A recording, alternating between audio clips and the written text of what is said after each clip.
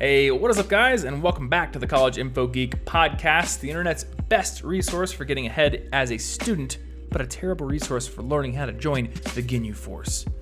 Yeah, if I could have joined that, I already would have done it. I don't know Same. how. I don't have the secrets. I would have been flying around space. Do they fly around space? I mean, yeah. I would have been an international touring boy I band. mean, Is that I what guess they are? in another sense, though, it wouldn't be that fortunate to be on that team. Spoilers for like 15-year-old, 20-year-old show. Yeah, it's probably older than I'm thinking. DBZ's from the 90s, I think. Yeah, it's like pretty, late 90s. It's a little old. Because Dragon Ball is 80s, possibly late 80s.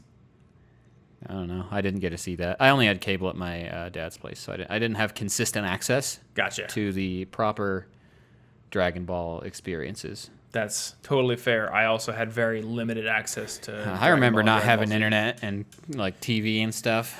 Well, I had it, but when I was growing back up, in the day. So I get home from school at 3:30, and at 3:30, Zoids was on Toonami, which is my favorite show when I was a kid. So I would watch that every single day without fail. And the deal I had with my mom is after Zoids, I had to do my chores before I could do anything else. And unfortunately, that's when DBZ was. Oh, no. So I basically was never allowed to watch Dragon Ball Z. Maybe that was like a clever way to keep you from watching Dragon Ball Z. It's Dragon Ball Z is such a bad show. It's too violent, so we're gonna do something that coincidentally keeps you from watching it, but you've never been told you can't. You know, if we did a statistical analysis of every frame in that show, it's actually not very violent at all because it's like what about when they get their like driver's standing licenses? and screaming. Think about it. There's like 1% getting driver's licenses. There's like 1% actual fighting, but most of it is charging up and then saying, "Oh my God, his power level's gone." Well, yeah, and then you got like all the motivational speeches. Yeah, you got to have those because otherwise, how do you know how powerful you are as the listener? And then spoilers: Krillin can't do it. Well, yeah. Spoilers: like 99% of the cast in that show is absolutely useless, and they're just like there because it would be boring if just Goku showed up every single time. Don't leave out Vegeta. I think it's kind of funny when I watch One Punch Man and it's like, oh, hey, they're making another contrived reason for Saitama to not be in the area where he needs to be because it would be really boring if he was. And I just now realized, like, that's basically what Dragon Ball Z was doing. I mean, that's a lot of stuff. At the same time. Because, like, yeah, Goku's going to be the one who wins the fight almost always with very few exceptions. I guess, like, the exceptions grow in number as the show goes on and, like, you get whatever else. Go tanks. Well, all that matters is that Vegeta is cooler, so he definitely not has cooler the character, more of a widow's peak. He's angrier. That's what makes him cooler. That's how you get the widow's peak. He's as angry as possible. Yeah, he angered away his hairline. Where's the Hulk's widow's peak? Watch out. Man? He's like the angriest, isn't he? Anyway, yeah, all right. Something. Welcome back to the College Info Geek podcast. I'm Thomas Frank, here as always with my good friend Martin Baby, and we're in a new set.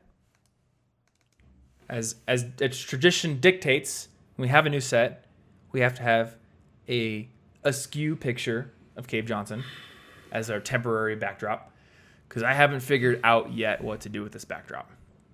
There's a lot of room. But for anyone curious, I decided to make some targeted and I would say needed upgrades to our camera gear. I've been using the same like cheap $50 pair of lights from Amazon for my entire YouTube career. Actually, that's not true. First, I built DIY lights from Home Depot. Didn't you for like burn $5. those? That's a fun story. So I knew literally nothing about video lighting. So my first attempt to build a video light, I went to Target and I purchased a hamper, like a clothes hamper, that was constructed out of cardboard wrapped in fabric. Great for a hamper. Okay. And it was kind of like, Oh, I think I know. It was kind of like a trapezoid or whatever, where it's not like a straight up cube. It was like, sort of smaller base, and then it came up. So it was like an easy way to catch clothes, right? I'm seeing what you're saying. Like that. It looks like the top of like a minecart in Donkey Kong. Yes. Okay. It's like a Donkey Kong. That's what I needed. Cart, That's right? exactly the visualization.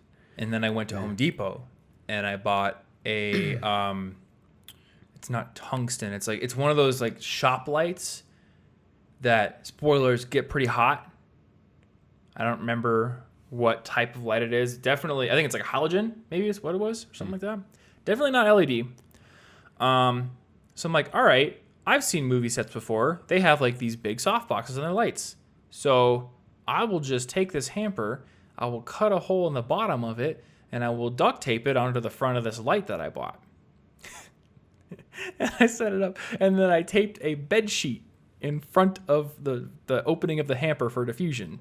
Yep. Thinking I was so smart. And then I started filming my video, and then I'm like, wait, is that smoke? Yep. Coming off of the back of the hamper light? Yeah. So it turns out, whatever, if it was halogen, I can't remember, but those shop lights, they get hot. And as it turns out, the soft boxes you see on movie sets are specifically constructed to handle heat. Are you sure that they didn't use bed sheets and like hampers? But you know what? They probably did back in like Buster Keaton's days, and they probably set stuff on fire. So let me open this. Fire did happen sometimes. That's a sentence that's very true. Fire did happen sometime. That's technically true. Yeah. And it almost happened to me. It's not that insightful, but so it is after true. that, I went and actually like looked up a tutorial online. They were like, "Hey, get these lights and get LED light bulbs that don't put out heat, and put wax paper or parchment paper in front because that's a substance that is built to go in ovens." So that worked for a while, and then I did really like a cheap light set from Amazon that worked a little better. But I've been doing YouTube for 5 years.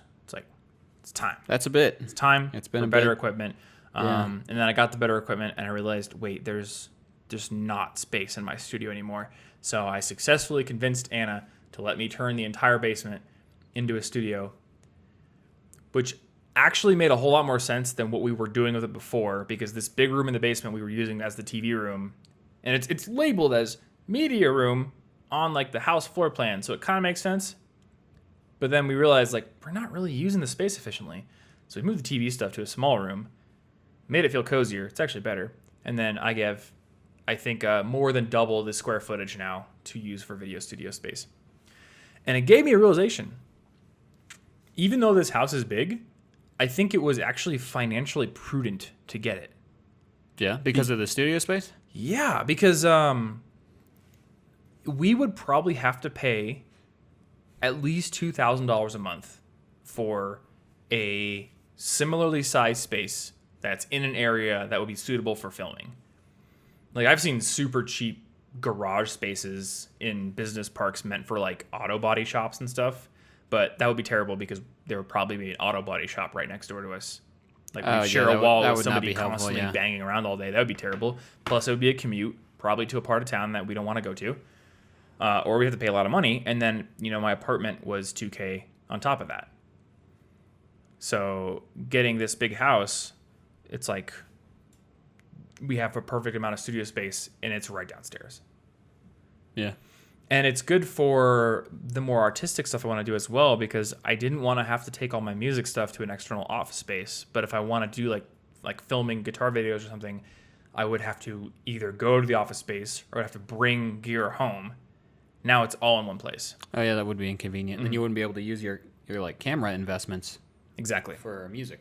Yeah, because I want to do that and eventually somehow merge that into what I'm doing with YouTube. I'm not quite sure how yet.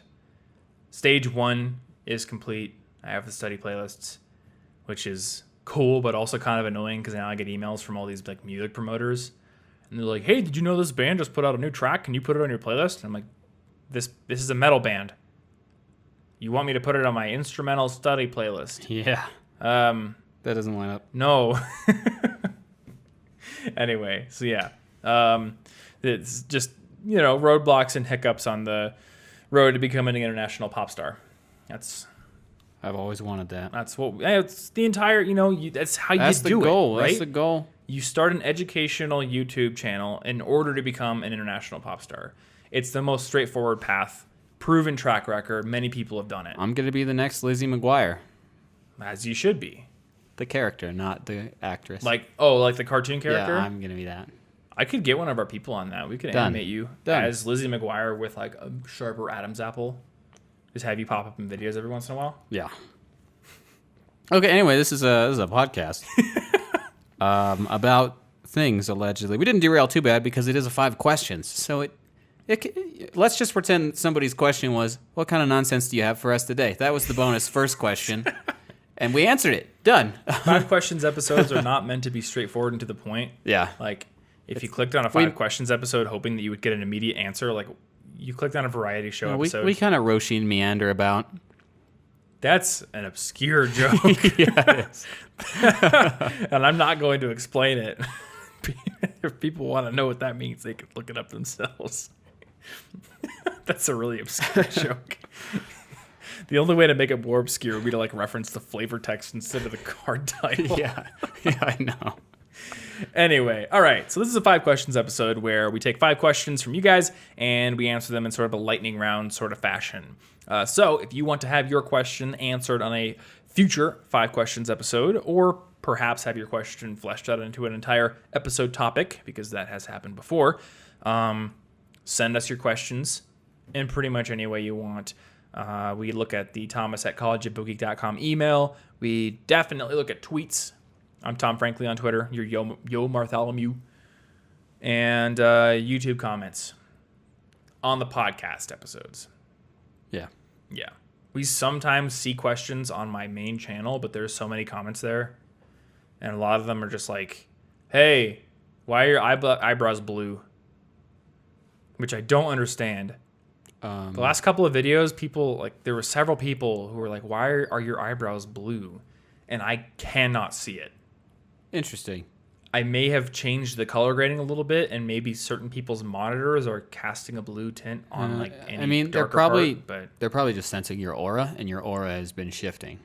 What does a blue aura mean? Is it like calm, peaceful? I need to Google that. Aura I'm not going to colors? Google it right now. I don't know what that means. In the comments, tell me what is eyebrow aura. aura. And we're gonna go with turquoise, right? Okay. Because I think that would be a cool looking aura. That'll sound cool. The aurora borealis, kind of like. All right, those are green, aren't they? Or maybe they're multiple colors. Ooh, I've never seen those. Yeah, me neither. I want to go to the north sometime, like the way north, and see the aurora borealis. I need to put that on my impossible list. Anyway, let's get into the questions. Number 1, what do you use to keep track of monthly bills? Just Google Calendar or something else? Well, for me, I just have everything in like Todoist. Honestly. Just don't pay my bills. Well, that's a good call actually, because that's just supporting like capitalism, man. Yeah. And when the bill collector shows up, I just give him a long, hard stare, just like intimidation. You like hand him a book on anti-capitalist something. You're like, Yes. This is why I can't pay you today. Yes. And then they're like, that's a good point. On the Origin of Species. Wait, that's the wrong They book. shake your hand and then they leave. Communist Manifesto. And they're like, yes, we will allow you to keep this big house Right. in a nice neighborhood. You've got most of your stuff auto, don't you? Yeah. Everything is auto for me that can be. Unfortunately, I cannot pay my rent automatically anymore. Our apartment would let us do it, so I had that set up to auto. Oh, yeah. This house is just owned by a couple, and they don't want to mess around with computers. They just like a check. That's so, fair. To ensure that I never forget to pay the rent, I have a Google Calendar reminder. It's just an all-day event. It sends me an email, and it is also in Todoist. It's one of the very few things that I duplicate across both systems. I just it makes sense. It's important. Never want to forget it ever. And I've had times where I like leave town on the 23rd of the month. I think it was like April of this year. I was in Iowa, and I realized, it's the 31st, and I'm in Iowa, and I don't have envelopes or stamps or checks. Crap. Luckily, I was in Iowa, where my bank is, because I'm from Iowa. So I was able to drive to my bank, have them print me out a check. Oh yeah, because you can't to the do post it. office. You know what? I send didn't my even rent. consider that. Yeah, so since you can't do it electronically, you do have to make sure you're ready ahead of time because Yes. you can get. Yeah, otherwise I would have had to call If you were them and like, be like on a boat "Do in the you know ocean, what that would be PayPal is?" inconvenient. Yeah, so I have that duplicated across both systems. Everything else is automatic, though I will say that I do tend to go in and pay down my credit card balances if they get high enough in the middle of a cycle, That's fair. because I want to keep my credit utilization low. So for people who don't know this, your credit score, which is very important for getting good rates on like auto loans if you ever wanted to finance a car for some reason or needed to, like in your case, you had to. Yeah. Or you want to get a good mortgage rate when you want to buy a house. Like a good credit score is just a very smart thing to have. And there are several factors to defining your credit score. We went over them in our, I believe, budgeting episode, But one of them is what's called your credit utilization rate, which is the ratio between how much of your credit you have available to you. So like say you have a credit card limit of $10,000 and how much you are currently using, like what your current balance is. And you typically want to keep that below 20%. So in the case of like buying the new camera and microphone and light and things like that, my business credit card went up way past 20% utilization. So the moment that the transactions actually posted, I went in and paid them down. Yeah. Just because I don't know when the credit ratings agencies are going to be querying my balance to see what my score should be. So I just want to always keep it. And I think there are actually apps out there that will do this for you. I can't remember the name of it, but when I was back on Listen Money Matters, we covered one that would basically watch your credit card, and it would just, the moment it hit a certain balance, it would pay it down to that balance, and then you could pay off the bill at the end of the month or whatever. Oh, that's cool. Credit cards are another one where I do have automatic payments set up, but I still go in and make sure it happens on the day. So there's a calendar reminder. Yeah. Yeah, just because I want to make sure, like, again, a late payment is actually the worst thing for your credit score, other than possibly a delinquency where like you go bankrupt or something. Yeah. But in terms of something that could happen really quickly, a late payment is the worst thing. Even one. Even it's one, like, yeah. Like a good credit rating in that area is 100% on-time payments. Yeah. And then like if you're down at 99%, it's not like even once. Yellow in Credit Karma. Yeah, so it's definitely a not even once thing. I will never allow my credit card to be not paid on time. I suppose it also is worth mentioning that I will go in and make sure that my checking account has enough money in it. Yeah, that's why I don't have everything on auto. Mm-hmm. And it'd be easy to I say move like stuff between accounts frequently enough. So yeah, and there are times when like I have to pay estimated taxes. So there's like timing issues. So I will tend to keep most of my money either in my business bank account or in investments and mutual funds and things like that. So like there's always enough for general operating expenses in my checking account and savings. But 4 times a year, I have to do estimated taxes where I need to send in 3 months worth of my estimates for that 3 months income. So I might be sending off like $8,000 or something like that. yeah. And if I, make the transfer from my business account too late to do that, there could be like a gap where my credit card tries to post, and it's like during that gap, it could be bad. That would be no good. Yes. So I do some checking, but for the most part, everything's automated. Is everything automated for you too? I only have things automated if I can direct them toward my credit card, because then I can guarantee that I will always have the money in the account because it's a credit card. Anything that requires me to have the money in the actual checking account, I do myself, but I have a Todoist list that's like, so when I get paid, I go through a list that's like, put this much money in my bills account. Okay. Which is all of my bills put together, plus a little extra in case I misestimated energy or something. Yeah. And then, like, I start from there, and then I do everything that requires me to do it manually, and then I let the rest just kind of go to my credit card. I prefer them going to my credit card because I don't like having to worry about doing all the math and stuff in the beginning. But I want to be very sure that everything happens and that I know what's going on. That's because I have like a bills account. I have like a tax savings account, and then I have like a regular old savings account. And I want to keep things separate so that it reminds me, oh, that's money that I set aside. Yeah. That's not for bills. That's not already spoken for. That's my savings. So like the moment your paycheck hits your account, you're I like divide it amongst the accounts. I'm like, okay, so this part goes into the bills, and that means that before I do any spending, this part's going to go right into my savings account and my tax savings. Yeah.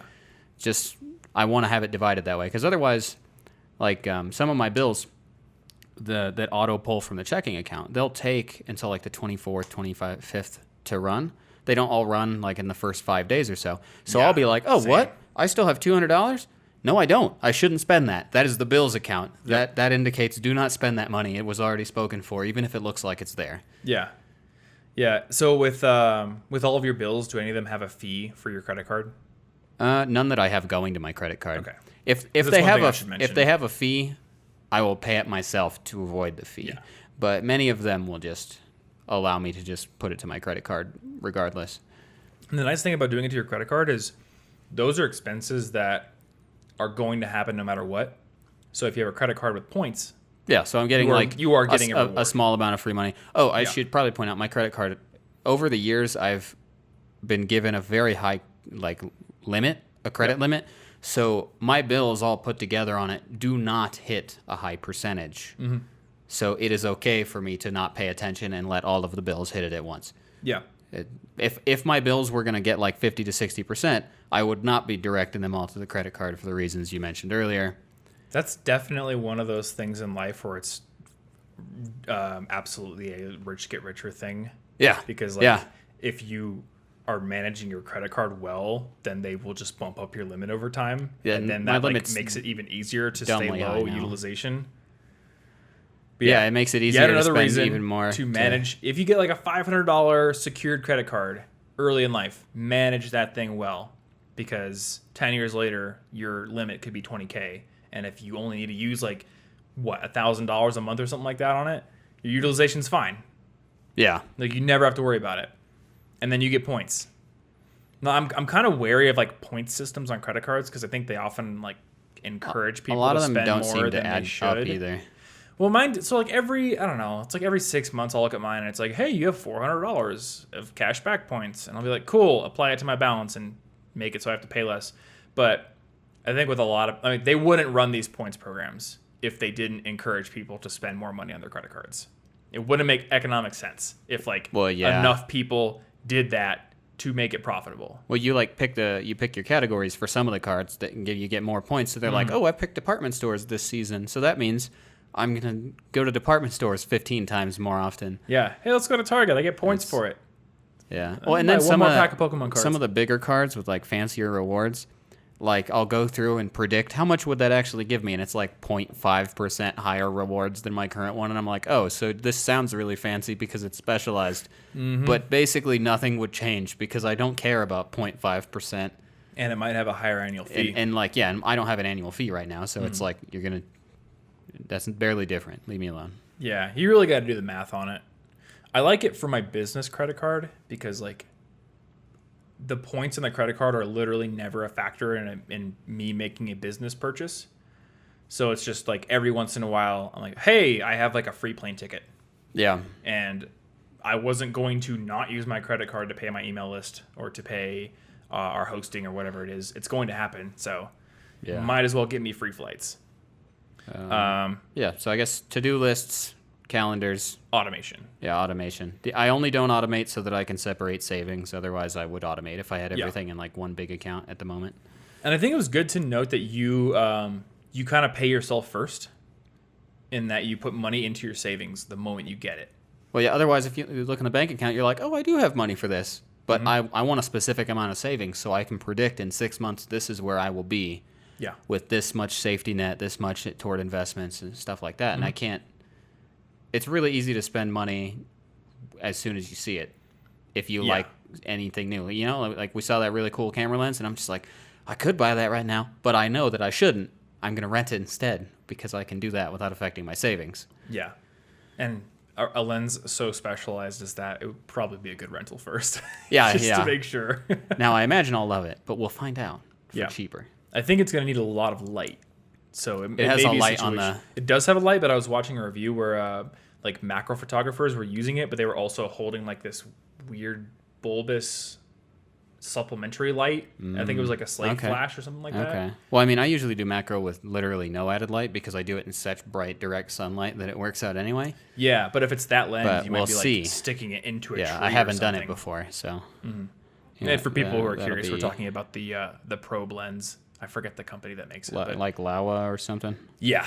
MKBHD has a really cool video on it. It's really cool looking. It looks like an anteater or something. It really, it makes your camera look like an anteater. Yeah, and then instead of a camera. Yeah. It's really weird looking, but it's really cool. Yeah. I may potentially get it as well. The problem is you shoot Sony and I shoot Canon.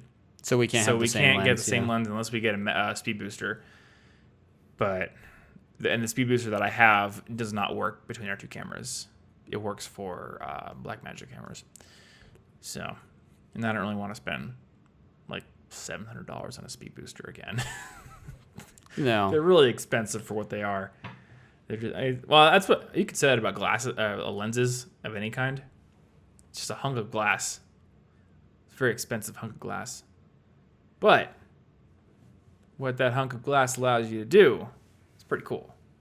Yeah. And potentially will pay off the investment. All right. Supplementary note to this question. We did a whole episode on budgeting, and we have a whole article on budgeting. And I don't know if you use it, but I have a big spreadsheet that I use to manage all my income, my debts, expenses, things like that. I have a simpler version of that. Okay. And we could probably link to it in the show notes for this episode, but it's also linked in the budgeting article, I believe. This week's episode of our show is brought to you by our friends over at Brilliant, which is a problem-solving and learning website that helps you learn and master math, science, and computer science much more efficiently than you would in traditional classes. And the reason for this is that Brilliant takes an incredibly active approach to teaching you these subjects. They have problem-based courses where you are immediately thrown into challenging but bite-sized problems that get you engaged, that get you really sinking your teeth in and actually using the concepts that you're learning right away. And when you do this, you, number one, stay more interested in the subject material. You don't get bored as easily because you're not just passively intaking things. Number two, you learn more efficiently because you're actually getting your hands dirty. And number three, you become better at solving problems in general. When you stretch your problem-solving muscles in any application, in any one area, you become better at solving problems in all areas of your life, which will make you a better employee at your job, or potentially a better business owner if you want to start your own business, or a better problem solver when you're just, I don't know, tinkering with stuff in your garage. I have a garage now. Yep. I'm going to tinker with stuff in it. I also have a new studio space that actually has room for building stuff. It's coming. That is a good I'm point. gonna solve some problems, man. You better be a good problem solver. So within Brilliant's library, there are over 50 interactive courses that once again can teach you math, science, and computer science. They have a course on scientific thinking, which allows you to use puzzles to develop a solid basic understanding of the concepts in physics. They have courses on probability, statistics, all courses in math, so geometry, calculus, differential equations for people who want to flex on me and get way smarter in math than I ever got. Science courses like gravitational physics and classical mechanics, and computer science courses like Python programming and computer memory. In addition to that course library, they also have a feature called Daily Challenges, where every single day they post up new challenges that you can sink your teeth into in about 5 minutes. So if you want to make learning a daily habit and you want to expose yourself to new topic areas that you hadn't considered before, the Daily Challenges feature is a really good place to start.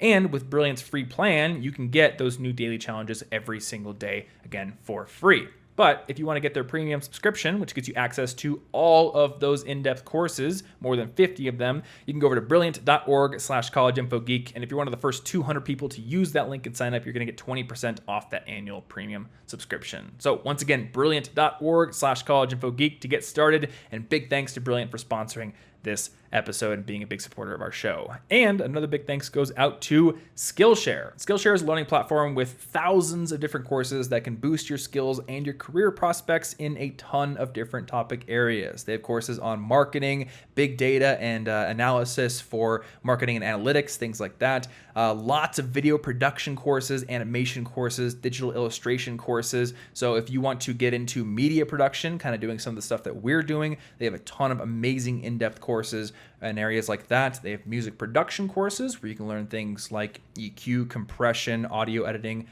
making music, all those fundamentals. And the course that I want to pitch this week, because I'm so magnanimous and very humble, there's a course called Productivity Masterclass, Creating a Custom System That Works, which is created by, it was me. Very magnanimous. It was actually me. I'm trying to be very humble. So yes, if you want to learn how to build a seamless and useful productivity system that consists of a to-do list, a calendar, a note-taking system, a file management system, email management practices, and some meta skills that help you keep it all working seamlessly and not getting super messy as the semester goes on or the year goes on, you can take that course. And if you go over to Skillshare.com/geek and sign up. You're going to get a 2-month free trial of unlimited usage on Skillshare. And there's a lot you could learn in 2 months, and you could definitely get through my course in 2 months. So once again, Skillshare.com/geek to sign up and get that 2-month free trial. And again, big thanks to Skillshare for sponsoring this episode and being a huge supporter of our podcast. Let's get back into it. All right, question number 2. What do you think of people who just want to coast? They've got a good enough income, and they don't want to improve their career, social life, productivity, etc. Do you think it can be okay to get to a place where you're okay and just leave it at that? So I have a lot of thoughts on this one. The first thought that I want to share is there is a Casey Neistat video. I believe it is just called Life Explained in 38 Seconds.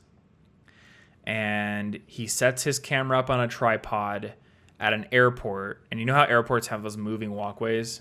Yeah. They're like escalators, but like flat ground.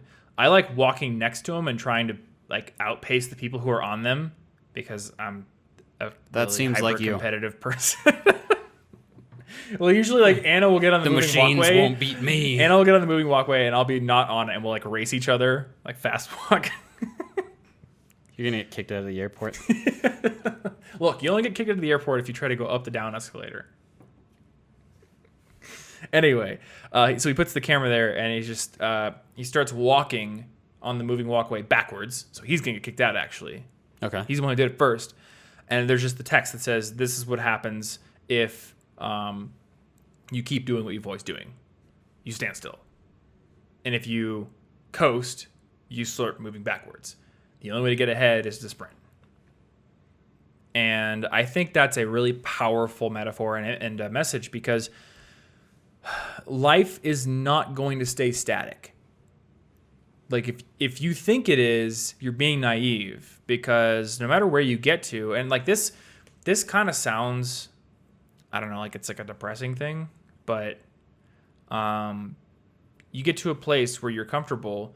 Yeah, that might work out for the rest of your life, but it might not. And I mean, the person asking me this question, I'm guessing they're not at retirement age. They're probably not at a point where they've got like $1 million saved up and they could reasonably weather any expense and make it to the end of their lives gracefully. They're probably younger, and they're probably like thinking along the lines of some people that we actually know who graduate college, get a good job that pays, 60, 70K a year, and then sort of just live a comfortable life. Come home at night, play video games, hang out with friends, go to work, just do the normal 9-to-5 thing, and don't worry about progression. And that sounds fine now, but what happens if one of your parents needs your help in the future? Or a sibling does or something? Or what happens if you get hurt and you can't work? What happens if your company decides to downsize, or they automate your job away, or another company comes onto the scene and beats your company and puts them out of business? And you've coasted, and now you're not ahead enough in the job market, and you can't compete anymore. Yeah, you weren't preparing for future problems. Mm-hmm.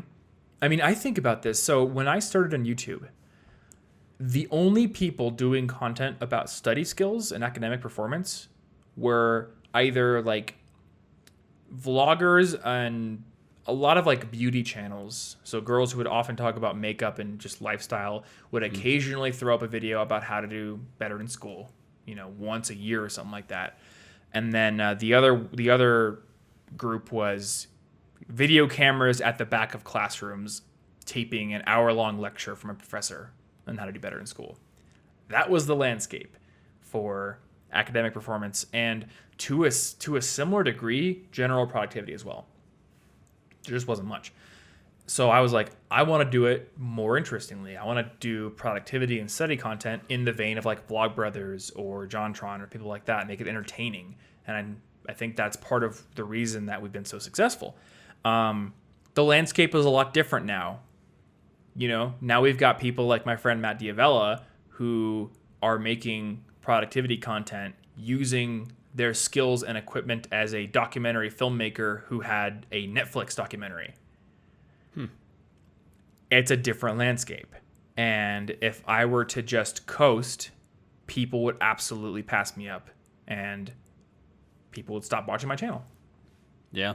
You know, I think you got to keep moving forward. It's not to say that you always have to be hustling to the point where you're exhausted, but I think if you adopt the mentality that I've made it, I'm done, I can just relax, you're running the risk of the world passing you by or of some form of like decay happening, whether it be like a family member, you know, having their health deteriorate, needing your help, or your health deteriorating, or getting into a car accident, having to buy a new car, a big expense popping up, things like that. Yeah. Well, and if I've learned anything from the last 5 or 6 years of my life, it's that those problems never stop coming. Yeah. The problems start coming and then just keep coming. And every time I'm like, okay, we're good.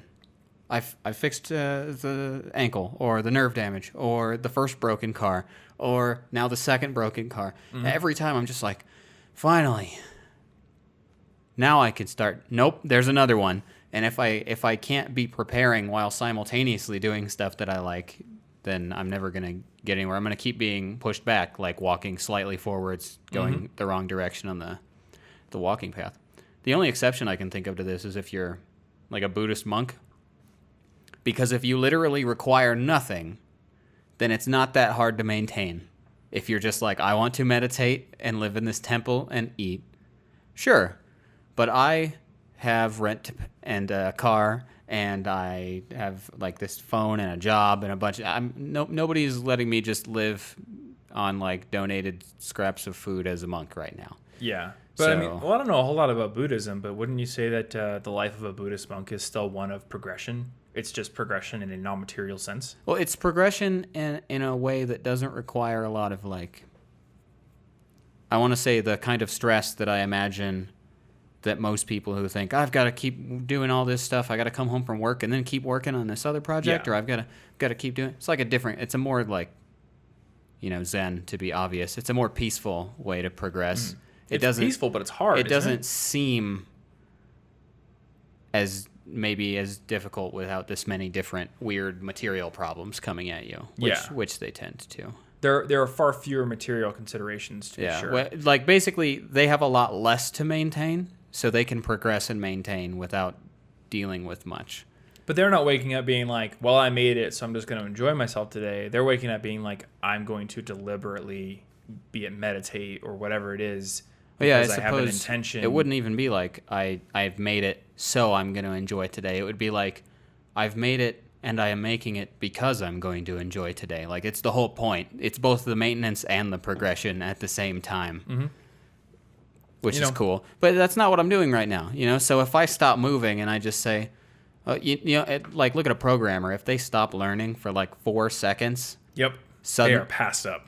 I mean, I don't know half of the JavaScript frameworks that are being talked about on Twitter. I don't even know what that is. I don't know what that is. Why would I use that? I don't know what that is. Yep. So I know right now that if I were to go try to like apply for a big programming position somewhere, I would need to catch up a lot. Mm-hmm. Well, like even in like simpler web development. When you and I were in high school and early college, being a WordPress developer was like the thing. WordPress was such an amazing platform for creating almost anything that wasn't like a super crazy web app. Yeah. And it still is, but now we have tools like Webflow. And so I still advocate WordPress for people who are starting out because it's the cheapest option that still gives you a lot of control, because I think Webflow is like $12 or $15 a month or something like that. But if you're working for clients who don't care about a few dollars a month, Webflow is more robust, I think, now. If you're not like a super crazy coder, like I know you can do magic with WordPress, but for the average client, what you can do in Webflow is just insane compared to like a basic WordPress theme. It's almost like what you see is what you get, truly realized. You almost like you're almost doing like Figma, but it's literally building the website. Oh, that's cool. And I've found some agencies that are doing Webflow design now for clients, and I look at their websites and I'm like, I could not tell that you did this in Webflow. And I wouldn't have thought you did it in WordPress. I would have thought this was like a custom coding job that costs like tens of thousands of dollars. Well, that's cool. And they're fast. See, and I don't even like know what this looks like. Yeah. Because I'm not progressing in the trying to be a programmer world very hard. And therefore, no matter how skilled I think I am drifting backwards by pure accident. Yep. That's the problem, right? You become a web developer, say you did it in 2009, 2010, kind of when we were learning, and you're like, cool, I know how to make a dope WordPress website. I can charge like $5,000 for a client. We're good. There's going to be clients for like the next 20 years who will probably take that on, but every single year that we get into the future, there are going to be people who are enticed to go with Webflow developers. There are going to be people who just use Squarespace and build it themselves. Your client pool is going to get lower and lower and lower. Yeah. So you got to keep learning. Now, I am not advocating you work your 40-hour job and you come home and you work on side hustle until you go to bed because you're going to die or be destitute if you don't constantly hustle. It's not what I'm advocating at all. I'm not even specifically saying you need to dedicate more time to progression, but I do think that the I'm just going to coast mentality is a dangerous one. And it could be even as simple as, you go into work and you work a little harder to get your work done faster so you can use some time to learn things. Or you go into work and you take on a project that's more challenging. Or you ask your boss, like, hey, I want to move up. What can I do to move up? Yeah. I'm doing networking right now. Like, I'm changing firewall settings. I want to move up to, networking team lead in the next 2 years. Like, what could I do to get to that stage? And then your boss will be like, cool, I'll put you on this project so you can learn. Yeah. Just have a learning progression-based mentality. Yes, I guess like the point is that what seems like coasting is often drifting backwards, or at the very least something you'll regret in 5 years when you need to have been at a different position. But that if you're doing something and you're someone who's working just hard enough to keep slowly progressing, and that's like we're not saying you need to be super ultra billionaire entrepreneur. Just being mindful that the challenges in life tend to accumulate. Yeah. I just think people need to invest in themselves.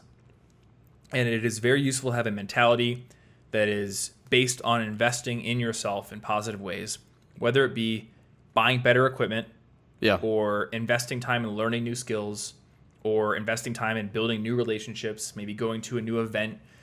Like, it could be as simple as I've decided that this weekend I'm going to this conference where they're doing like a React workshop for like React.js. I'm going to learn React in a weekend or something like that. Or, hey, someone just released a course. I'll take that this weekend. Yeah. Not talking about constant work, constant hustling, but just a mindset. I'm going to invest in myself on a regular basis. Yeah. Side note about that, it's a really good idea to be willing to invest money into your hobbies and stuff, because it seems really easy for us all to like pay for Netflix or some other nonsense that's entertaining, but when it comes time to like, I don't really want to pay for that program or that course or something, but that stuff pays off a lot, and it feels much better to spend money on that. So don't hesitate to spend a few dollars on that. Again, you're investing. If you're investing and there's like a likelihood of a payoff, then that money is not wasted. No, I mean, that mentality can get out of hand too. Oh, you can definitely overinvest. It's just like invest. And I've met plenty of people who are like, I've read 1,000 self-improvement books. And like, what did you do though? Like, you read all these books. I guess you probably increased your reading speed when it comes to that topic. I guess so, but you could have done that with Sherlock Holmes on Gutenberg Press for free, or at the library or something like that. Yeah. But I don't know. Here in my garage. Anyway, question number 3. How do you account for channels that become successful with random skits and such, but are also able to produce longer form content like critiques? Aren't they going against their niche? I'm sorry, I did not write down the channel example they gave, and I do not remember it. At the time, I was sure I was going to remember it, but whatever. Was it Bill Wirtz? No, something with a G. Something with a G. Maybe. Boy, I don't know. Either way. There's a lot of channels out there. Yeah. So it sounds like this Niches. person is asking, like, how does variety content work these days? Yeah, like if you specialize in one area, what allows you to also succeed in another area? How does that line up against our niche logic? So I guess this person is asking about it for YouTube specifically. Yeah, their example was a YouTube channel. Okay. I think this might apply to other things as well, but we'll stick with the YouTube example for now.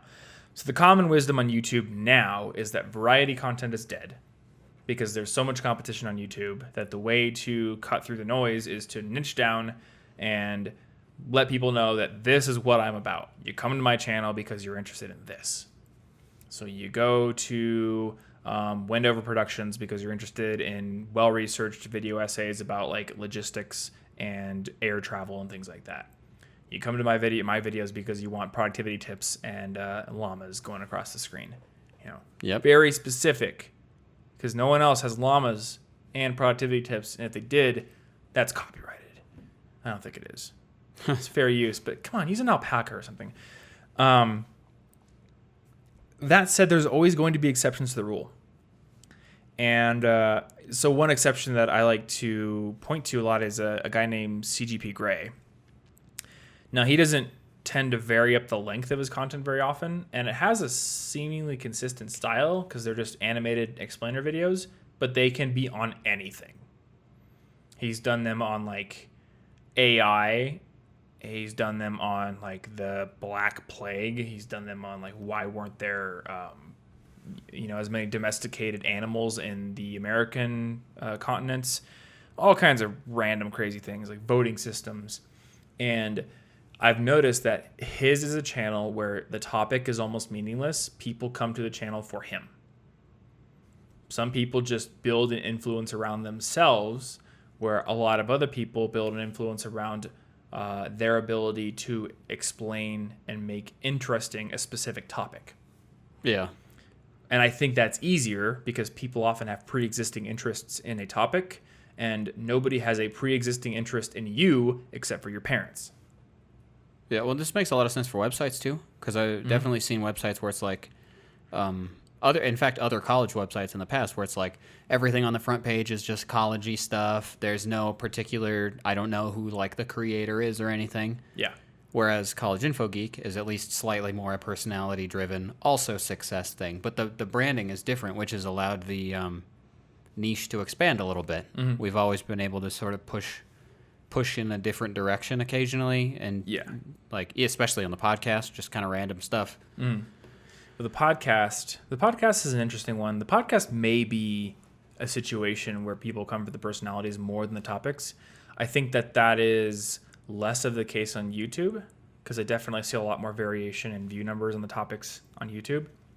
And podcast stats themselves are deceiving because a lot of people's podcast apps will automatically download episodes, and we there's no way for us to know that they actually listen or not. But at least looking at the numbers, the audio feed for the podcast is quite consistent. And I know personally from my own listening habits that with podcasts like Money Lab, I will download and listen to every single episode. I do not care about the topic. I just care that it's my friends Matt and Andrew having a conversation. It's just like a radio show. Yep. And I just want to tune in and listen because I find their banter interesting and fun and amusing.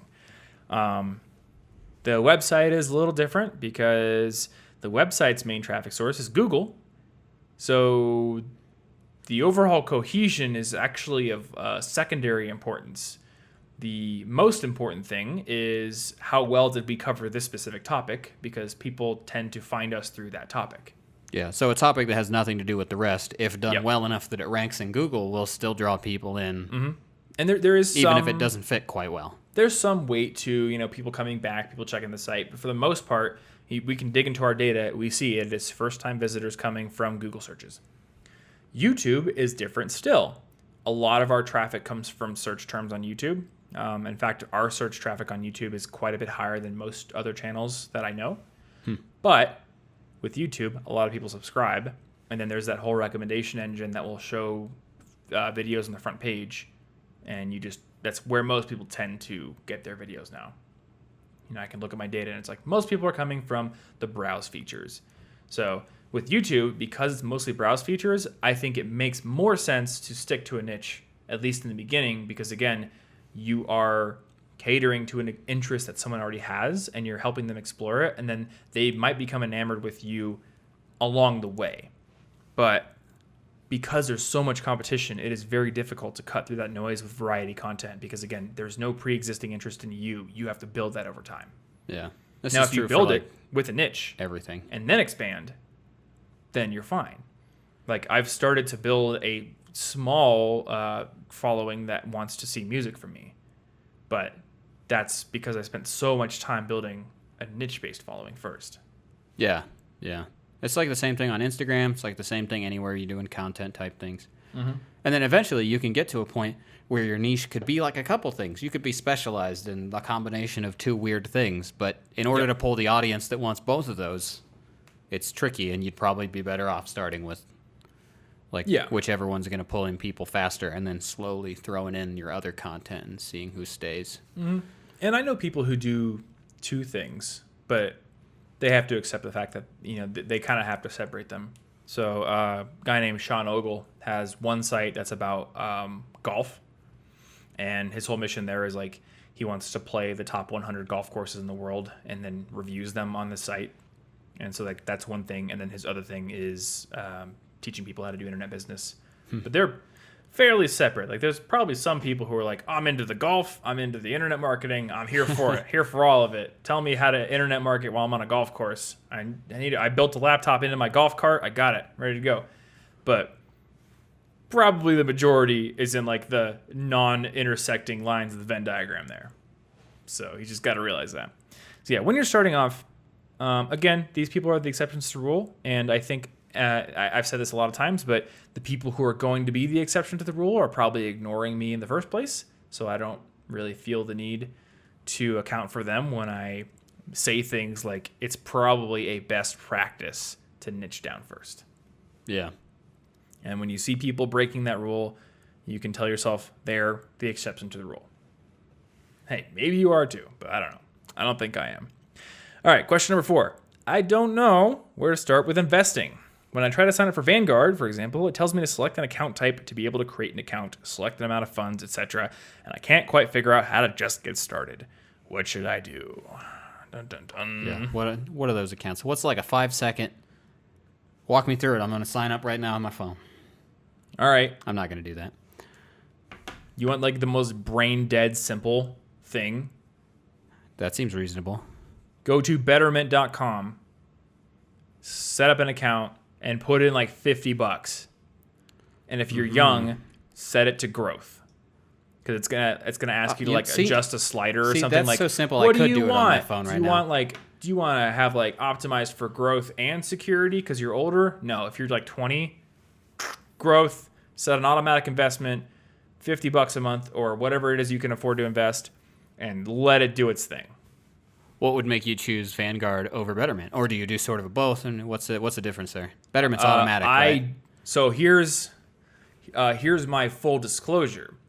I am an affiliate for Betterment, though I will say if you just go to betterment.com, I will make no money off of that. I think you would have to find a Betterment affiliate link on my site and click that.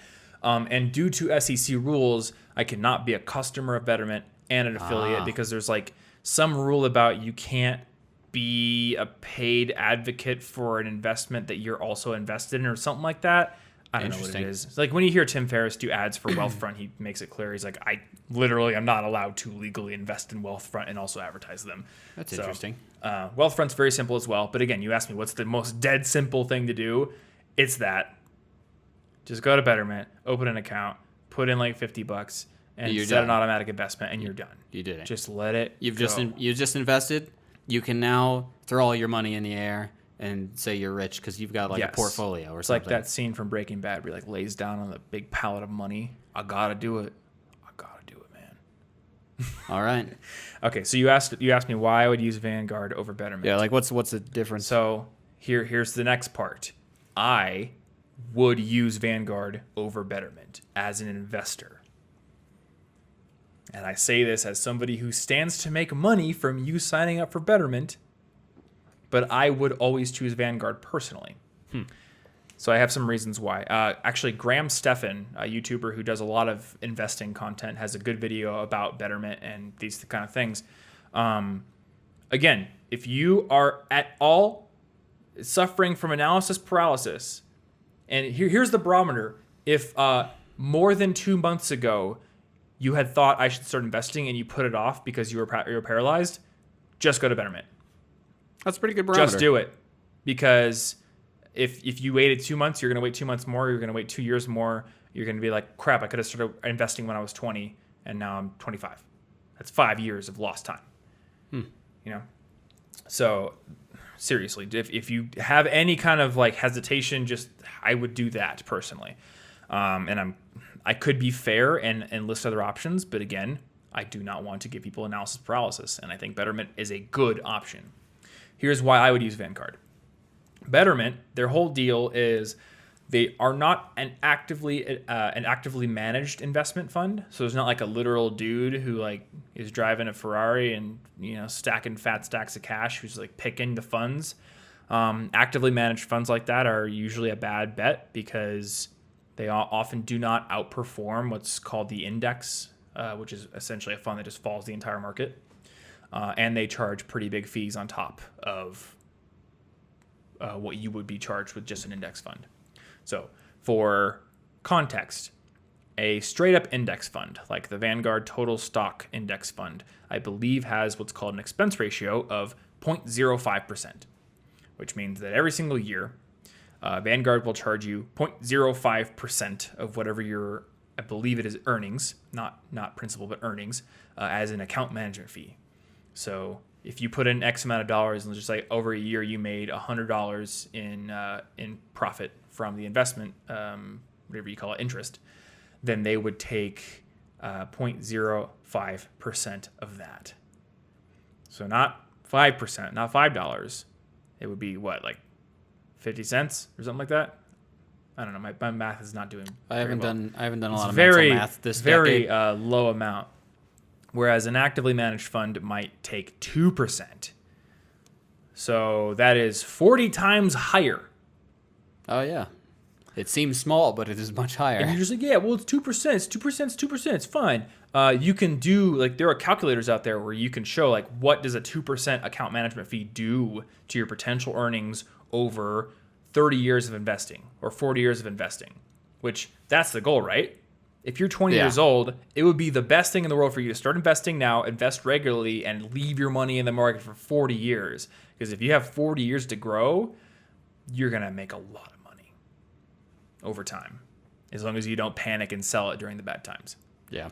And 2% management fee will eat into that. I think we did a illustration in our budgeting episode or our investing episode where it's like, you could have made $2 million, but instead you made like $1 million because over time the compound interest also happened to the account management fee and it just ate into things.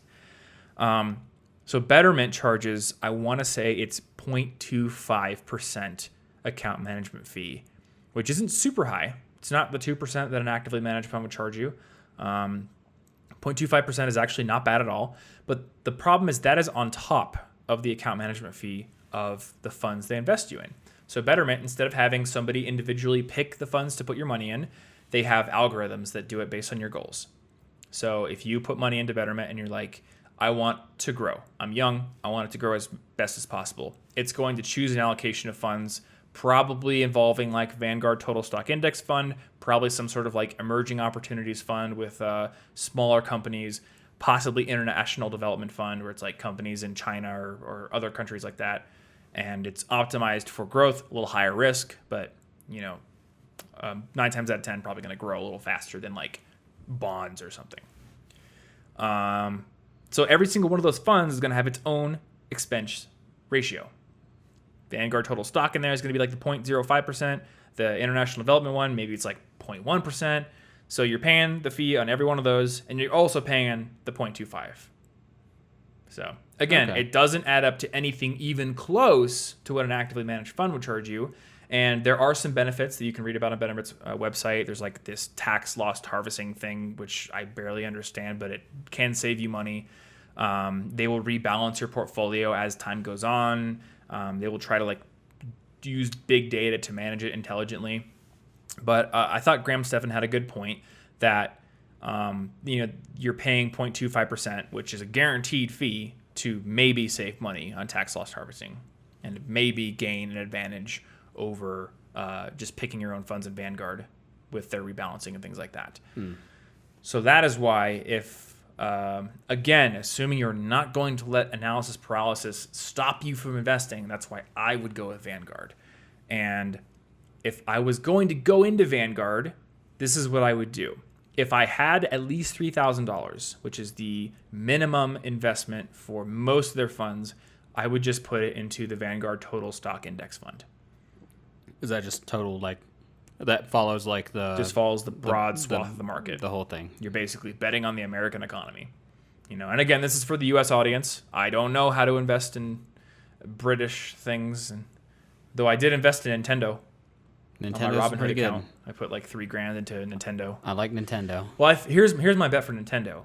Eventually, they are going to figure out how to not be bad at online. They are always like a little bit behind on that kind of stuff, but always ahead on having better games, in my opinion. Yes. And I really wish I had invested in them before the Switch came out, because oh boy, yeah, they did really well. But you know what? Like I'll make a long-term bet on Nintendo. I think they're pretty good. But again, I've been investing for nearly 10 years now, so that's like a small percentage. So you're not putting 100% of your eggs in Nintendo, I have because that would be kind of absurd. I have most of my money in Vanguard. And I can tell people what I'm in.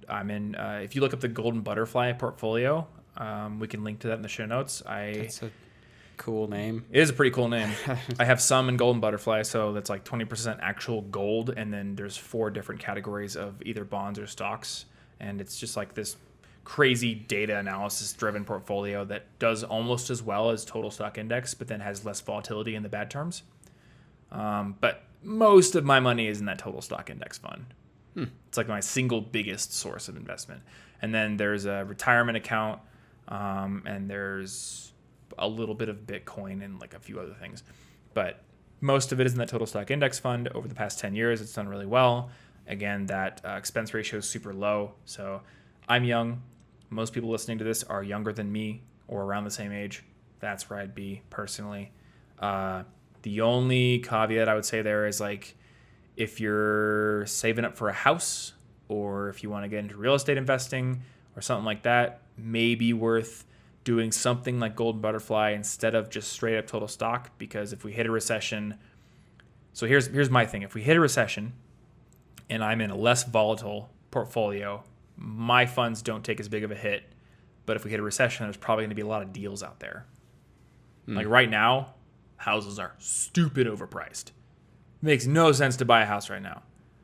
But who knows, 5 years from now, we could be in a totally different economic situation, and people might be like, I have to sell my house, and I'm willing to part with it for less money because we can't inflate prices as much anymore.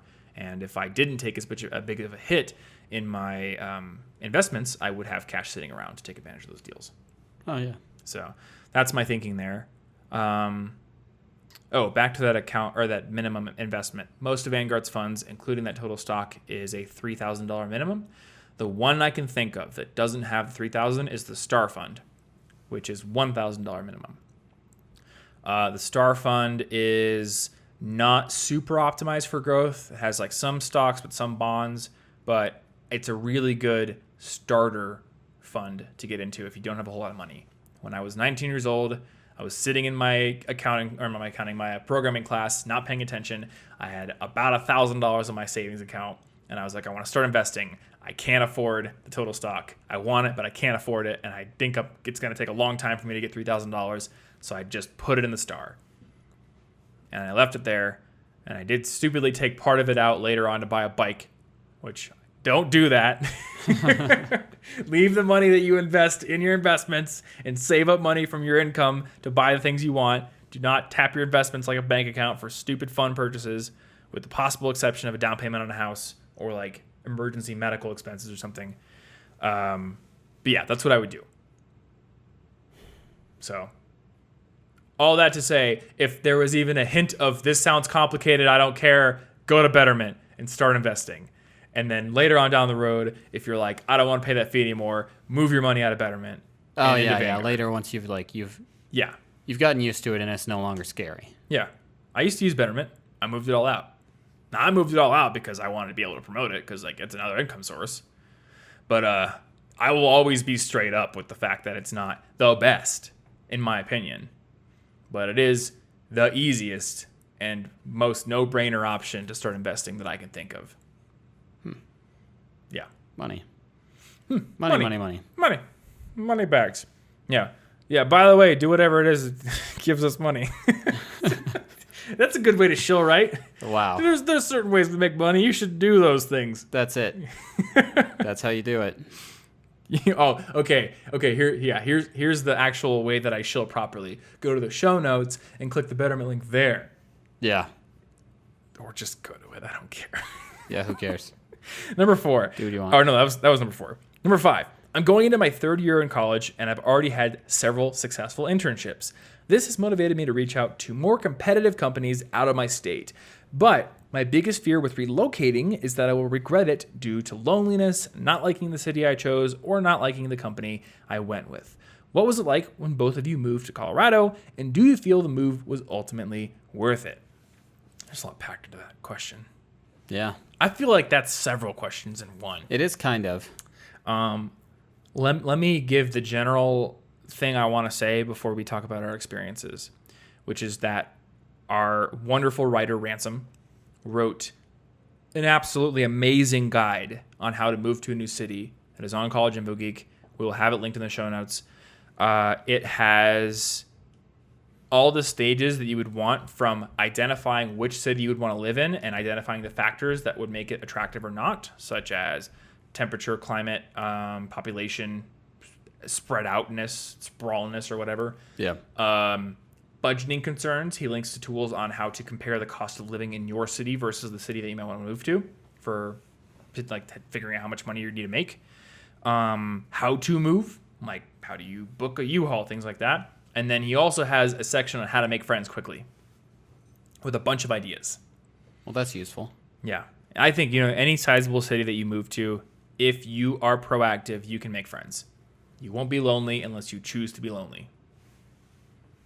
Like when we moved to Denver, Anna and I went to the Denver subreddit on reddit.com and found that every Wednesday there's a rotating board game night that goes to different breweries. So we just went to that several weeks in a row and met some people. And then I got a climbing gym membership, and that's how I met my good friend Taylor.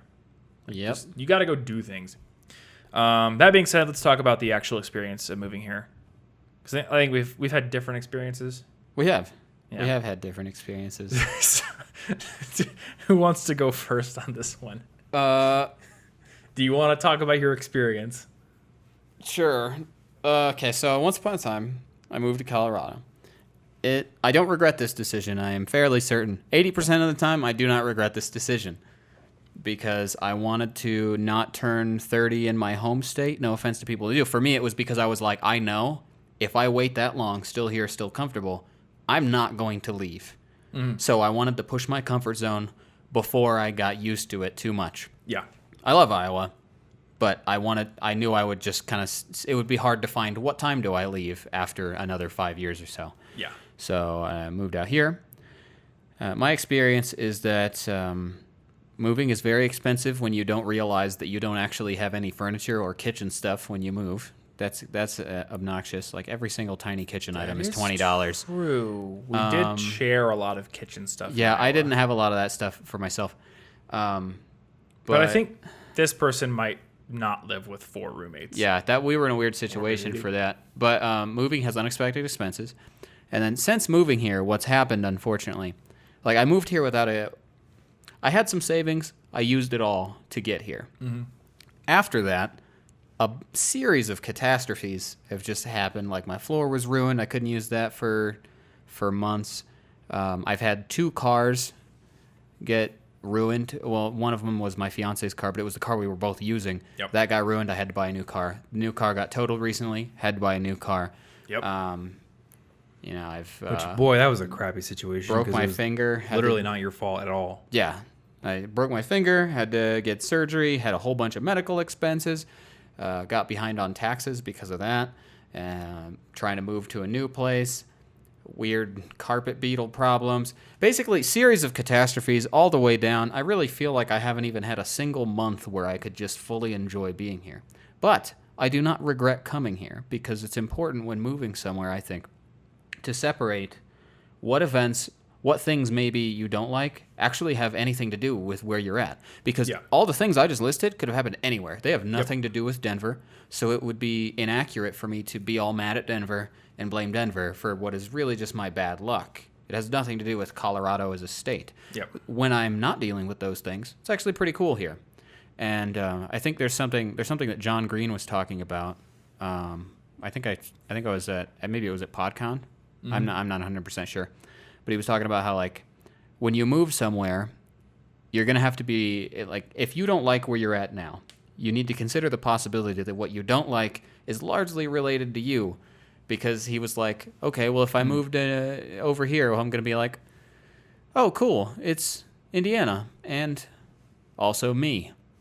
And if you move to New York, you'll be like, oh, cool, it's New York, but oh, look who came along. It's me. Yeah. So if your problems are more related to how you react to the situations in your life, or maybe some other problems that you have that you could fix yourself and it's not just luck-based, that the moving or not moving has nothing to do with it. So you shouldn't be afraid to move somewhere, or you shouldn't move somewhere, hate it initially because you're out of your comfort zone, and then move back immediately. Because similarly, it had nothing to do with anything. Yeah. It's just some temporary discomfort. Mm-hmm. Yeah, absolutely. There's this saying, going back to what you were talking about with John Green, and I don't know who said it. I don't know if anyone knows who said it, but it just goes, wherever you go, there you are. Oh, yeah. Like, there you are. So it is partly, learning to live with yourself. Well, yeah, like if you suffer from like depression or something, you can't move away from it. That doesn't work. The problem needs to be solved at a different layer. It needs to be, you can't assume that the town has anything to do with it. I will agree and disagree with that, because I actually have seen some people online being like, this place I moved to, far better for my mental health. Ooh, if something in the environment specifically is causing, like if you hate being around lots of people and stuff like that, yeah. Like, I know someday you'd like to live in the Northwest. I love the Northwest when I visit it, but I actually worry that I would be sadder there because of how gray it is. I love the I don't know. gray. I cannot do the gray. But see, yeah, I love it there, but I know that I'm perfectly, like, the average day is perfectly fine here. Yeah. It's the catastrophes that make it seem bad. And the average day will be similar because I'm going to move somewhere where I have similar interactions with people. Now, if you're going from, like, a small town to, like, the Manhattan, it is very possible that Manhattan will specifically do something to your mental health because it's a drastically different environment. But it's not like... But it might be great. It's not like the geographical location's fault. In that case, it's the amount of people. So there are plenty of other places you could have moved that wouldn't have done that aren't where you already are.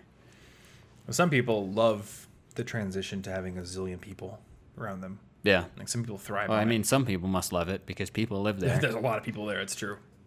Yeah, I don't think I could do New York. I go there enough to know that after a few days, it really starts to grate on me. But Yeah. But a few days in New York is great.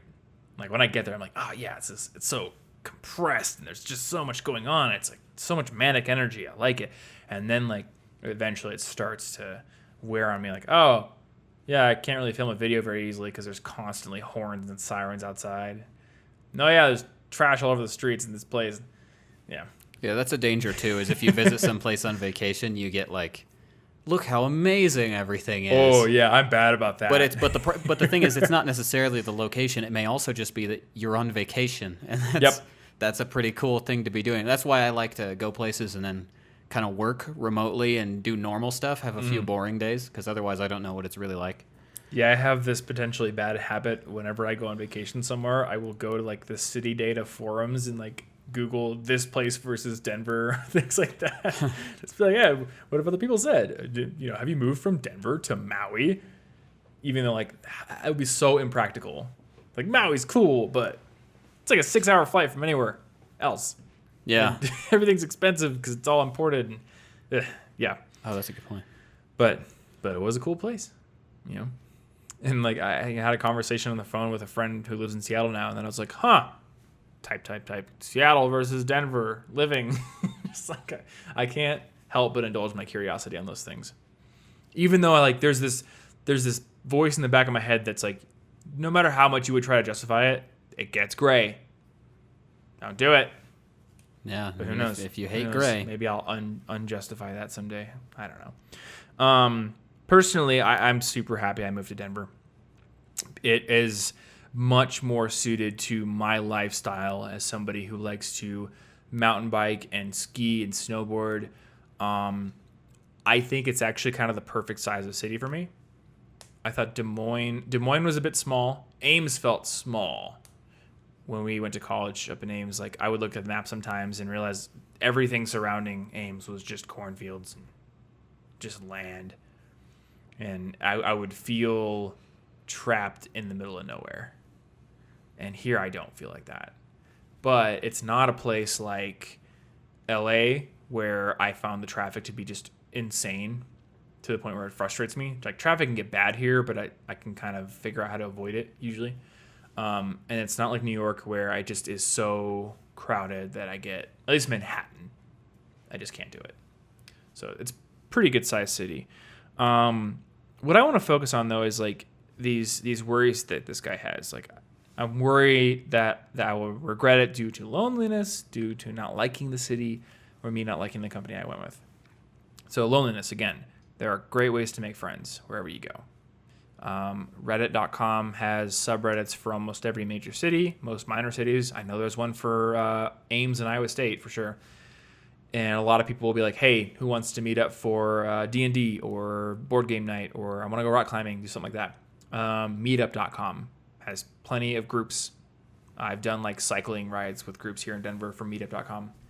There's all kinds of classes you could take. I started taking vocal lessons. I feel like I'm kind of friends with my vocal coach now. There are like karaoke jam nights my vocal school does that I'm going to start going to. So that will be a great way to meet some other musicians. You just got to get out there. And it's the big thing that you talked about. Like, you wanted to get out of your comfort bubble.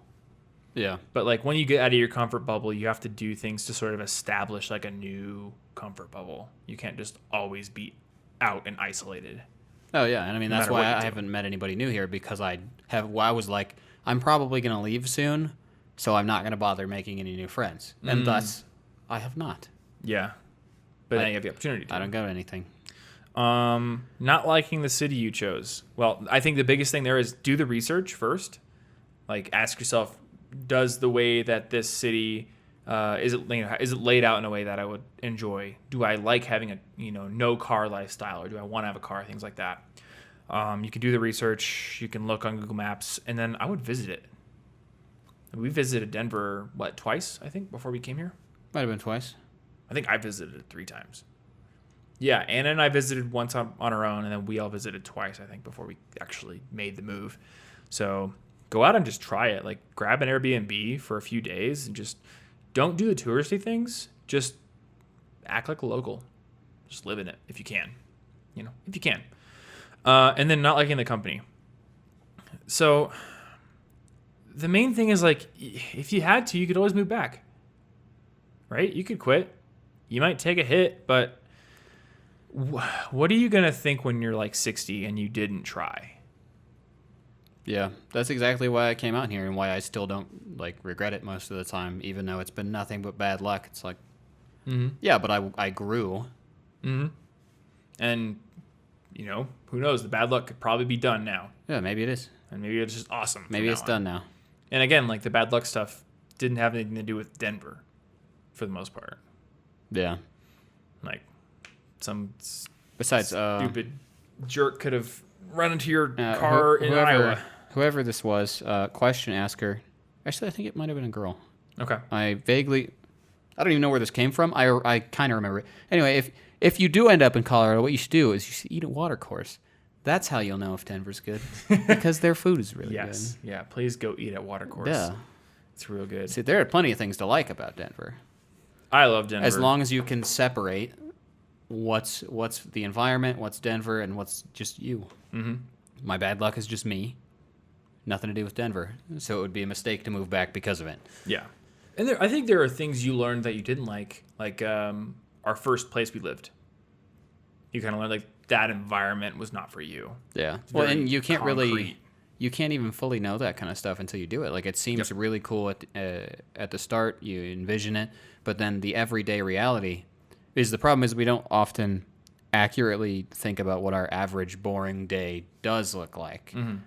I didn't think that having so much concrete around me would be annoying because there's a beautiful trail close enough by. Yep. Well, it turns out that having a beautiful trail in one direction and concrete in all of the others is still not quite what I want. It's not the worst, Yeah. but But you want more green. it's like really, and I think in order to find out what you really want to do and where you want to live, you're just going to have to keep trying over and over. And if you only stay in a few locations, your data is really flawed. You don't really know.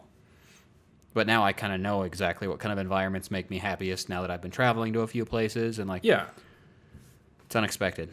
So envision yourself as a scientist explorer. You're going out into the unknown to gather data. You gotta have like the jungle hat and a science lab coat. Yes, you have both of those.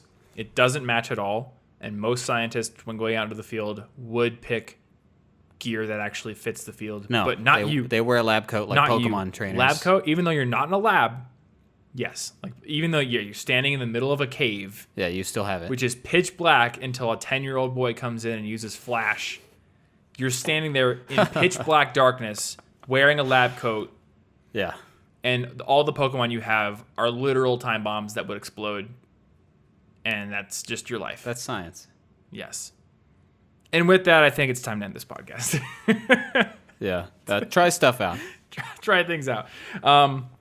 This is episode 275. So if you want to find the show notes where we have linked to many of the things that I said we would link to in this episode, go over to cigpodcast.com/275. Check all that stuff out if you're curious. Otherwise, you can go to cigpodcast.com and keep looking at the monitor instead of the lens because like it's far away. I'm not used to that.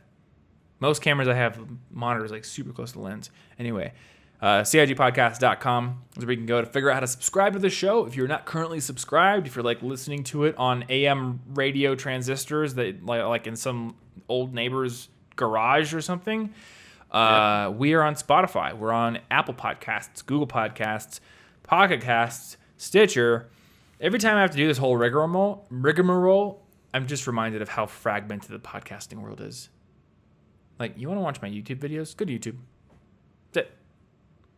Yeah. Podcasting? Well, you got Spotify, Google Podcasts, Apple Podcasts, Stitcher, Pocket Casts, Podcast Addict, web browsers. Anything there are that a can lot of intake options. an RSS feed. I'll email you the MP3. I'm not going to email you the MP3. Yeah, Spotify's good, I think. Unless you don't want to pay for the ad-free Spotify. But Spotify's become my podcast app now. Like, I used to use Pocket Casts, but it's just, like, so convenient to just go over to the podcast I want in Spotify, so I just started using that now. The only thing I don't like about Spotify is that the full show notes don't show up. Oh, yeah? Yeah, so like if we have clickable links or whatever, if you're in Apple Podcasts or Google Podcasts, you can actually see the full show notes. In Spotify, it's just like a block of text. Maybe they'll fix that. I doubt it. I could see Spotify not wanting people to leave their app. It's Oh, yeah. very that would make sense. software company thing to do, isn't it? Anywho, if you want to support this show, a good way to do it is to share it with a friend.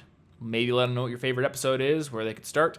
And also, if you have Apple Podcasts or iTunes, you can go over there and give us a 5-star review and rating and review. Unless, of course, you don't think this is a 5-star podcast, in which case, keep your mouth shut. Just or give us honest feedback. It's totally up to you. Whatever you want to do. Collegeinfogeek.com is where you can go to read lots more cool articles, watch videos, find more podcasts, possibly see a pixel llama in the footer.